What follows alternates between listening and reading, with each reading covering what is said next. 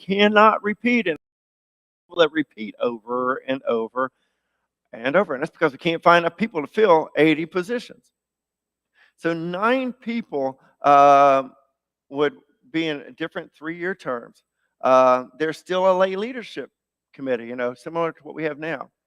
The lay leadership committee would also look a little bit different as well, I think, in our church. Because I would think since we've freed up so many people, I think that lay leadership needs to rotate every 3 years. Instead of, I don't know how many years you've done it, Kathleen, but I know you've done it a good while.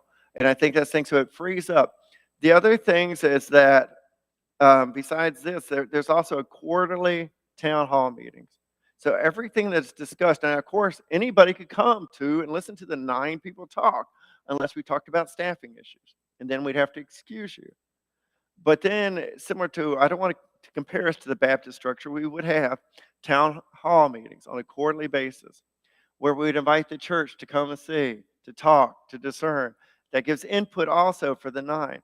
If you look at it from a business model, and that's where my brain wraps around it, your 9 are very similar to a board of directors in a company. You, the church members, are stockholders. How do we help the 9 make the decisions? Our meetings, there's nothing that would be hidden. Right now, some people say, I don't know what's going on. That's not the intent.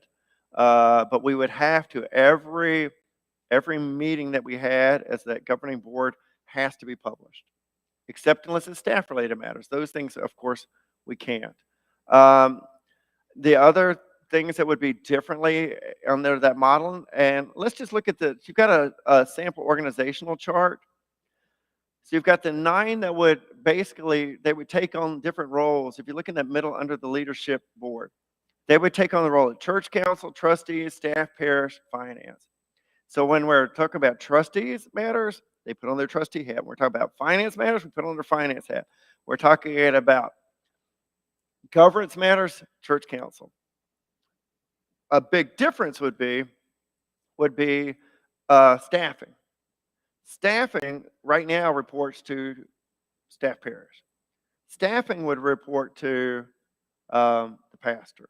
Pastor reports to staff parish. And we've talked about that. Wanda having as friends, take us outside of this. The Methodist structure is really weird. For example, we have to do reviews of people like Samantha. Yet I get no vote in staff parish, and I don't even really get the true leadership. So they report to me, but they don't really report to me. They report to staff parish. So this time, they would report to me. I would report to the leadership board. The nominations committee would be an oversight of the leadership board as well. Outside of that, there would be leadership, lay ministry teams. And I see, for example, we got some of that going on right now.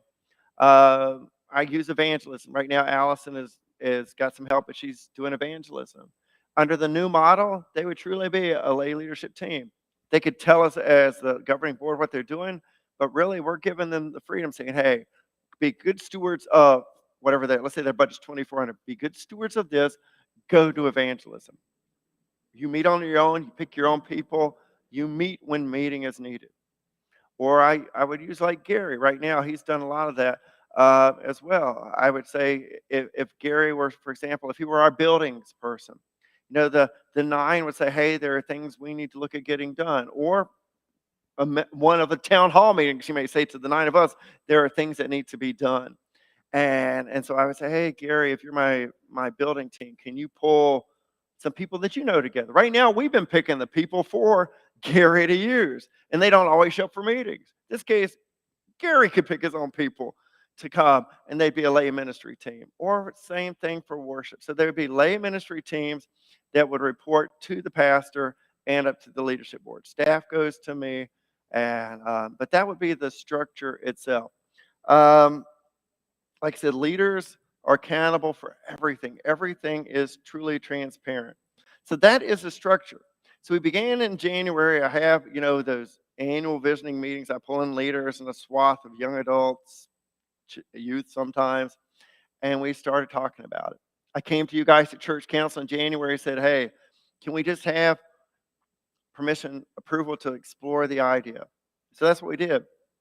I then reached out to the district superintendent, and he gave us the permission to explore, which then I started doing with the leadership, the head of each of the committees, as well as what we're doing now, town halls. We're just in a spirit of discernment. In fact, the earliest we could even transition over would be 2023, and that would be if the church voted to. So here's how it works. There's a 12-step process. If you ever want to buy the book Mission Possible off of Amazon, if you want to read one, I'll just let you read it. But the church council first, they voted for us to do, to at least explore. I and Nancy wrote to the DS asking for permission to explore. They assigned a coach. The coach assigned to us actually is Logan Hollenbeck. But he said, Jeff, I trust you. You know enough about the process. I'm letting you do it. So I'm hoping as we still discern that you guys that are here and you online will truly pray that we make the decision. So basically what we've been doing is letting at the last meeting in town hall, people ask questions. We try to answer them. And the same tonight, if you've got any questions or you guys online have questions, we'll try to answer those. That allows, the leader heads to say, hey, is this something we even still want to move forward with? Probably what I envision, since we've got a church council meeting, I think, coming up again. Do we? No, we don't until this fall. So I'll probably just have my leaders say, hey, do we continue the process? I would then reach back if we felt good about it. Then I'd say, hey, District Superintendent Doug, we're ready to continue to move forward. What would happen then is I would have to advertise for a church conference. We haven't had a church conference in my 12 years here. But church conference means those 405 people, they could show up. My hope is that they will have watched this on YouTube by then or been to one of these town halls. Reality-wise, I know there's only going to be about 40 of you that's been in a town hall meeting, not counting what's online. But we'd have a church conference. A church conference would either approve or not approve it. And then if they did approve, then I would say, hey, lay leadership, I want you to start doing your work. I want you to start helping do that. And that's where we get to decide how to do it. And that's where you got this second thing. I really want people, instead of to make lay leadership's job a little bit different, I want them to apply. I want those people to apply, and then we as lay leadership, we would discern who are the best. It's like we're hiring who are the best 9 individuals. It's like the Acts chapter 6 model. We're discerning over who's the best leaders for this church. And so what it is, I asked them, tell me, how long have they been a member? I'm only going to let members apply because some of the things, especially in trustees, you have to be, in most cases, a member. And then I want to know, how have they lived out of their baptismal vows? When you join the church, you've heard me say, we're going to give through our prayers, our presence, our gifts, our service. And then we've broken that down. How have you been in worship? What have you done to grow and study? How have you given of your time and service? How do you give financially? How have you shared your faith? Are you actually praying? And if they say, well, I lost my job, I haven't been able to give us a reason why you haven't been able to fulfill one of those. And then tell us if you've served. If you're applying for a job, it's like doing a resume. How have you served here? And then why do you want to be a part of this 9 individual board? After we get through this year, then we just have to fill in 3 every year, because it would be a rotational class that would rotate off. Why do you want to be on it? And how will you help us live out of our mission? Our mission is to create communities in Christ, which, is basically a repacking of the Great Commission, to make disciples. To us here, we do that through our mission, which is homework and beyond. So, and then at that time, when we have our charge conference would approve those 9 individuals being nominated as our leaders. Again, think about those 9. In the past here, many of our leaders have been on committee 6 years or more, 9, 10 or more. Here would be truly 3 years. Cannot succeed. Non-succession. They can be 9 people, but they cannot have 2 from the same family member. Cannot be of the same household. You can return back to that 9, but there's got to be a year off. We would try to do, if possible, a good mix of men, women. If we can get some younger adults, I know that if you watch videos online, you can go watch some of those. There's other videos out there. They recommend youth. I don't feel comfortable putting youth in there when it comes to staffing issues or pastoral issues. Young adults, I do feel comfortable with. Some of those 3 classes we put in, think about it, would be rotating off the first year. Um, Ministry teams, like I said, would be needed. Right now, I just mentioned 3: worship, evangelism, building, but they're teams. Teams means they can come and go. That doesn't mean they're stuck indefinitely. In Methodist world, once a committee starts, it stays there till the church closes. A team is just like that. It comes and goes, it meets as it's needed. So I would see these teams, even though I mentioned 3, we might have to do just a special team for a short-term project. We have like our 100-year anniversary or something like that. I would probably still do my large visioning that I do in January, but then I'm required under this model to say, okay, I'm going to meet with the 9. How do we implement our vision? I'd go and retreat with them, whether it's here or away.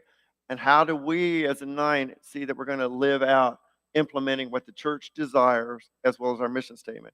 But I'd have to do the same in a separate meeting with my staff. My staff would also have to meet with me in a visioning retreat as we look to see how do we as staff implement that vision as well. Other layers of accountability, I told you the 9 would be accountable to the town hall meetings. They're accountable to how we fill those positions with lay leadership, but we're also being accountable to our time. We're going to try to keep these meetings to 2 hours. My goal would be to get them to an hour and a half, but I really think it's going to be 2 hours. When you read the book, it says you can get it to maybe 9 or 10 meetings a month. My guess is a year. My guess is we'd probably be meeting once a month, at least for the first while. Again, town hall meetings quarterly. I envision them as like what we're going to do pre-COVID. Have food, make it something fun, do a picnic around. I know this is difficult with COVID, but do a picnic around. So we get people here, bribe them with food, and then we discuss. We share where we see we're going as leaders, hear what concerns that you may have. So we'd have 4 quarterly town hall meetings. Like I said, all meeting notes would be published except the notes that relate to staffing issues. So, that's all I've got. I'll ask you if you've got questions. I'll ask Samantha if anybody online's got a question, just to submit them to her. And right now, but if you've got a question, it's just like school, ask. I don't mind answering. I know some of you've already heard some of this before, but some of you may be real fresh, so I don't mind answering.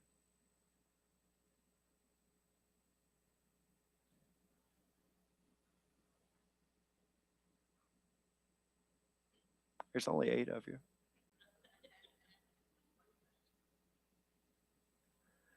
Unless I did that job, I don't care. I mean,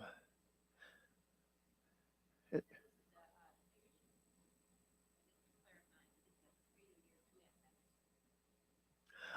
maybe.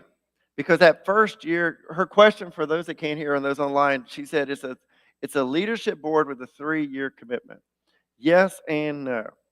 The first year, some people are only going to be committing for 1 year. Some people will be committing for 2 years.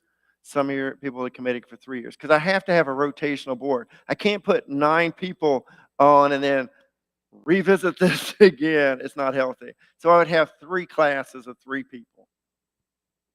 Does that make sense? And so that way I'd have 1 class that would rotate off after the first year. What else? To me, it's easy because I'm from the business world. I really truly see it as it works in the corporate world. I mean, it really does. You have board of directors, you got stockholder meetings, which is your town hall meetings. Uh, an employer or the leader, he doesn't go always to his personnel when he's hiring staff. He just hires staff. Um, but he's still accountable, or she, if it's a she pastor, would be accountable too. He or she doesn't get to go carte blanche. They're still accountable to the 9. So